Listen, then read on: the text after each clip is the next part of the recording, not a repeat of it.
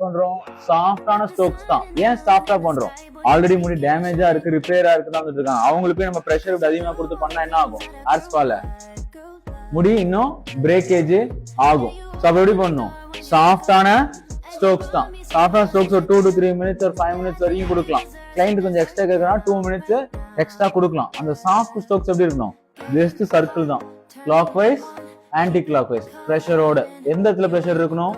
ஸ்கேல்ப்ல தான் பிரஷர் இருக்கணும். முடி கொஞ்சம் நல்லா லைட்டா ஸ்ப்ரே பண்ணிக்கலாம். ஓகேவா? இது நல்ல ஸ்டீம் என்ன பண்றோம்? மசாஜ் கொடுக்கறதுக்கு முன்னாடி நம்ம ஸ்டீமர் ஆன் பண்ணி வச்சிருக்கோம். ஸ்டீம் என்ன பண்ணணும்? எடுத்து நம்ம கொடுக்கணும்.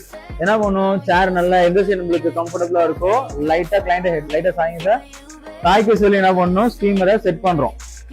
என்ன ஆகும்? ஸ்டீம் கொடுக்கும் போது ஹேர் ஸ்டீம் நல்லா ப்ராசஸ் ஆகும், ஹேர்ல பெனிட்ரேட் ஆகும். இது ஹேர் ஸ்பாவோட கிரீம். யாருக்கு கொடுக்க கூடாது?